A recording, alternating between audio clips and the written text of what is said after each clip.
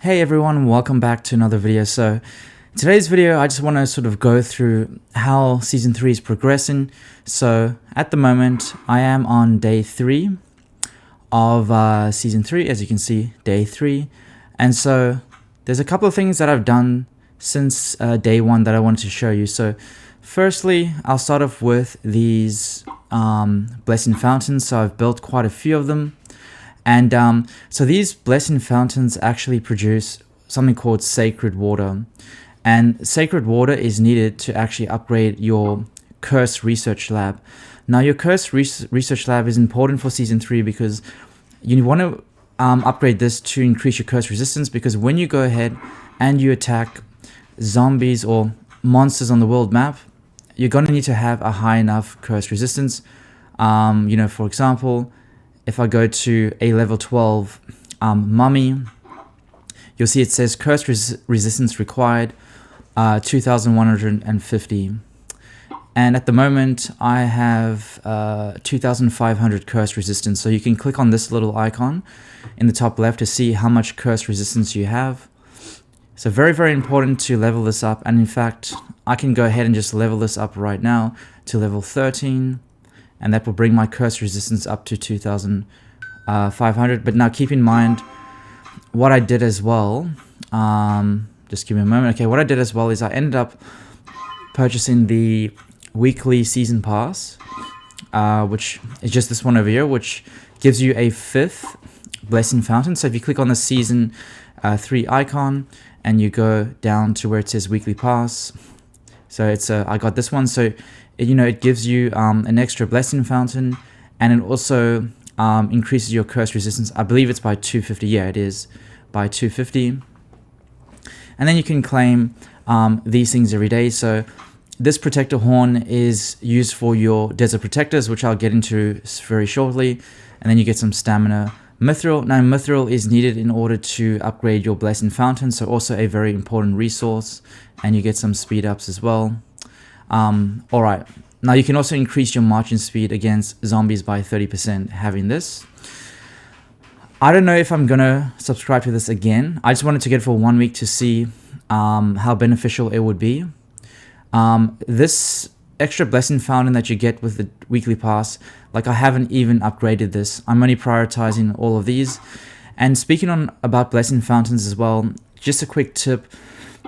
What you want to do is when you get your first blessing fountain, you want to level up to level 15, then stop, because once you get it to level 15, you'll then be able to actually build another blessing fountain. So just like season 2, get one building to level 15, build the next one, get that one to level 15, build the next one, and so on until you have all 4 of them unlocked. So that's what you want to do.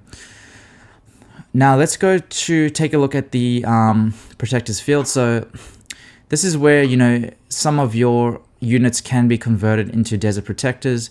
It does mention that units lost in the following situations will be added to the protector conversion pool. So units lost in battle, hospital overcapacity, and if your base has been breached. So those troops can go ahead and be converted to desert protectors. And one thing you'll notice as well, if you click on these little icons, you get some buffs. So this one, if you have 500 or more desert protectors, you'll have additional resistance to curses and enhanced attributes. So you can see that it says protectors extra curse resistance 250, protectors attack boost 25%. And then when you get to 750, it says if a squad with protectors is defeated, the protectors trigger death shockwave, killing a portion of enemy units. So that's another buff you get there. And when you have 1000 desert protectors, it says your squads with protectors that breach enemy bases apply the blue flame spell, setting the base ablaze with inextinguishable blue flames. And then as well, if you have 1250 protectors, you can now initiate exclusive rallies, restricted to protected troops only. Rally march speed is significantly increased. Now, one interesting thing with these desert protectors, so the way you actually add them to like a rally, for example, so if I go, say I want to go ahead and rally this Doom Elite, right? And I click on the fight button, you'll see this icon of your troop. with a little rotating arrow. You click on that. That's how you actually add the desert protectors. But for me, it's saying activate the protector rally skill to allow rallies with protectors. Now, from my experience so far, I have found that I can only add these desert protectors once I have 1,250 protectors. So once I hit this number, 1,250, for some reason only then am I able to actually add them to the rally. So I don't know if that is, you know, what it is. So yeah, I don't know. But so that is the desert protectors. Very useful. They can actually increase the power of your rallies by quite a bit. I think the last time I did it, so I have my first squad, so it's 29.5 million, right? When I added the protectors to the squad, it jumped up to just over 30 million. So it does give you quite a nice boost, and it can help, you know, when you're trying to defeat the like zombies on the world map, or mummies, whatever you want to call them, if your curse resistance is not high enough. So now I'm at 2,750 because I have that bonus 250 from the weekly pass. But like I said, I don't know if I will get the weekly pass every week. I kind of just wanted to get it to, you know, see what it's like. And now with this curse, you know, research lab, as you level it up, you get these rewards. So Scarlet Shard. So Scarlet is going to be the hero in Season 3 that gets promoted to the UR hero. So make sure she's at 5 stars before Season 3 so you can promote her to UR. And you get the very important Mithril and Sacred Water, the two most important resources for the seasonal buildings. Not the most important for the season in general. That's Spice, but that hasn't... I'm not really going to get into Spice in too much detail in this video because we haven't really had any Spice Wars yet, because this is only day 3. So now, another very cool thing that's happened is you'll notice there's a lot of green around this area, right? But everything else is just desert. Okay, and you'll notice all around there's a few green parts. Now, why is that?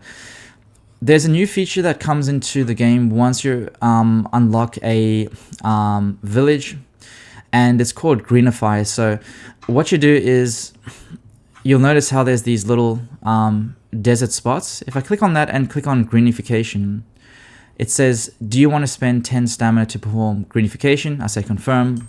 What happens is it goes ahead and sends off your little recon plane to the area, just like that. And you see it then changes it to like green land. And I can do it with this one as well. And just greenify that one. And over time, you'll just greenify all the desert land until it's mostly green. Now, one cool thing as well is when you greenify the land, sometimes you'll get this thing pop up, which is a desert artifact. And the cool thing with this is it gives you a bunch of different rewards. So you can get like, let me find one that hasn't really been used up too much. Just give me a moment. I think most of them have already. Okay, we'll go to this one then anyway. You'll see this gold box. It will give you some decent rewards, some alliance contribution points, exclusive weapon shards, some speed ups, and some resources. And then the not so rare version will give you some alliance points, speed ups, and resources, but no weapon shards. So it's cool that you can get the weapon shards from, you know, that artifact, but it is limited. It won't let me take any more because it says the limit is 5 per day. And in fact, if you click on the season tab and you go ahead to where it says build an oasis, this will give you some more information. So it says here that number 1, you can only greenify sandlands that are adjacent to existing greenified areas. And the available greenification range will increase as the event progresses. And once 80% of a region is greenified, it's considered complete and contributes to the overall warzone progress. Now, this is the desert treasure that you'll get that I spoke about before. And it's broken down into different stages. So you got stage 1, which is week 1 to 4 of the season. So Greenification unlocks only after a city is captured.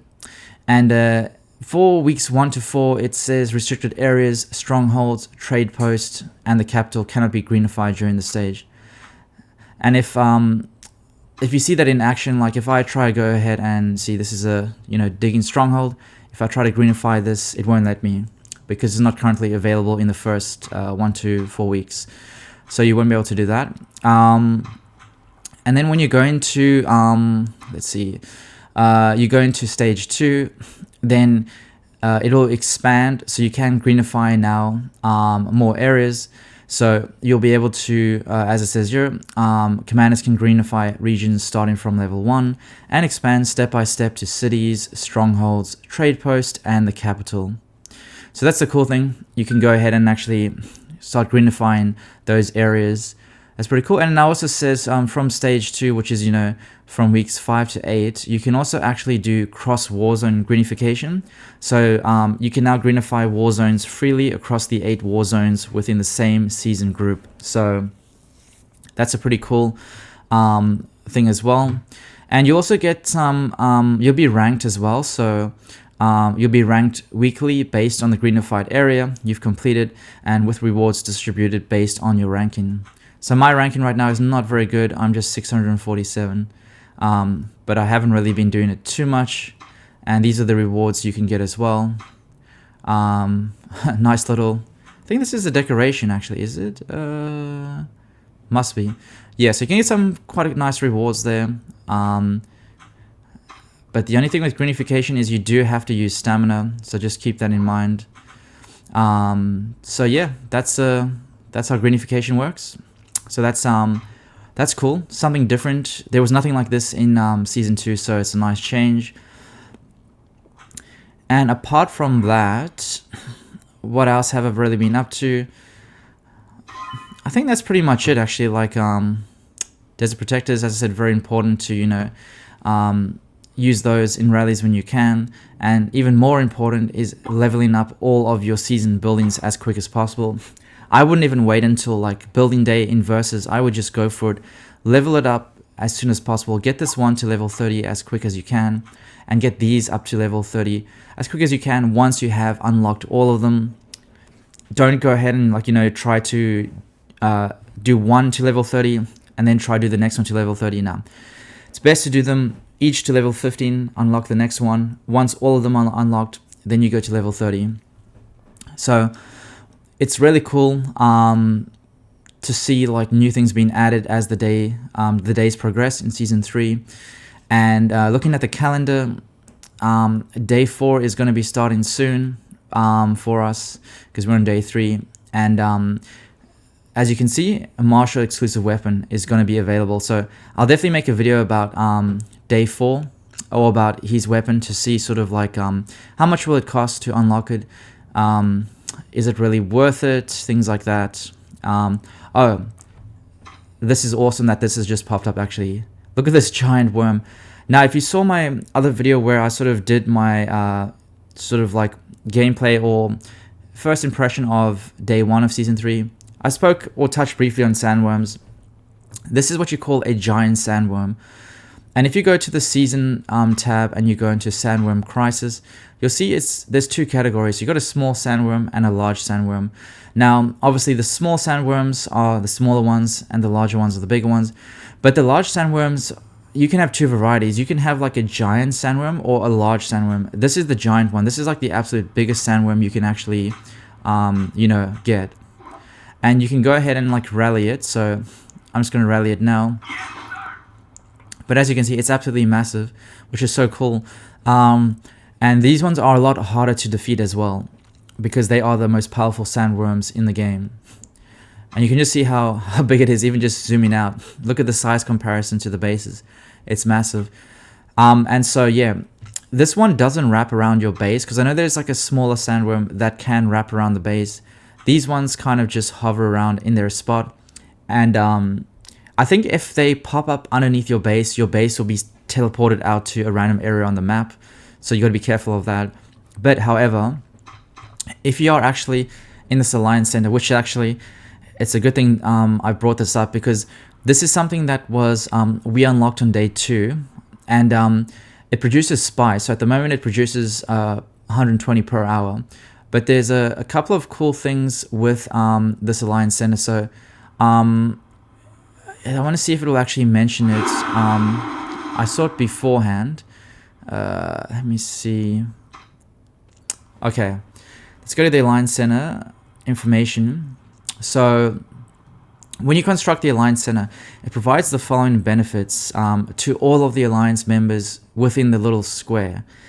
Your durability damage is plus 250, your march speed is plus 10%, and it continuously produces spices for the Alliance. Production pauses if the building is damaged. So you can see the spice healed depending on the level that you're actually on. So it goes all the way up to level 20, and that's the spice you can get per an hour. So that's pretty cool. And of course you are ranked by how much spice you have. So we are currently ranked number 21 in this season grouping. So yeah, it is very important to, you know, try get as much spice as you can, because the more spice you have, the better your ranking is going to be. So that is pretty cool. And now to upgrade this Alliance Center, you need to have enough spice. So we need to have 15k spice in order to get to level 2. So yeah, and as you can see there, and then we need 45,000 to get to level 3. So that's how you actually upgrade. And as you can see, every time we upgrade a level, we get some boost. So our durability damage goes up to that stays the same actually. Okay, all of this stays the same except for spice. Our spice goes up, and our march speed stays the same. So that's a very important building as well, that Alliance Center. As you can see, that's the square I was talking about. You want to make sure that all your members are within that square to get all those buffs and whatnot. And yeah, as you can see, I just went ahead and attacked this massive worm, and I lost 115 troops from that. So they are really, really powerful. Probably the most powerful monster in the game. So you definitely need to do a lot of rallies to kill it, unless you are like a mega whale and your power is like crazy high. But yeah, those are a lot of fun. And the cool thing as well is when you actually kill these worms, and I did touch on this briefly in, you know, day 1 of season 3, but you can actually get there's this store called the Desert Bazaar, and you can use these things called sandworm scales to actually redeem different items. So I've already used them to redeem some mithril, some protectors, and sacred water. But I'll show you how it works. So pretty much, let's say I want to get some, you know, research speed ups. Just click on redeem. I want to go for about, you know, quite a few of those. There we go. I've just redeemed all of that. And it refreshes in, I believe it, because this goes for, I think, 6 days or 7 days, I can't remember. But it refreshes pretty much weekly.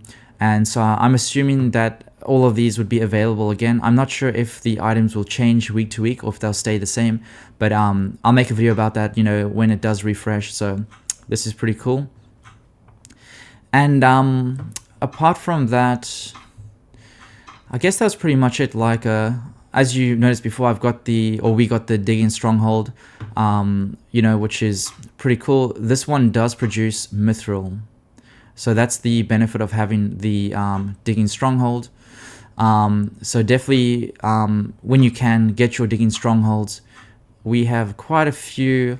We have these ones. So all the areas in this orange color, we currently own those areas. So as you can see, we've got quite a few. We've even got this level 2 Digging Stronghold as well, which is very useful. So definitely make sure to prioritize, you know, getting some Digging Strongholds, and when available, also capturing the villages as well, because you're definitely going to need those. So I think that's pretty much covers it. I'm just going to try think, is there anything that I've missed so far that I wanted to tell you about?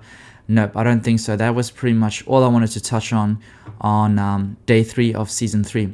So I will be making another video for day 4, because we are going to be receiving the exclusive weapon for Marshall. So I'm going to go over that one. And if there are any other changes on day 4 that I wanted to let you know about, I'll speak about those as well.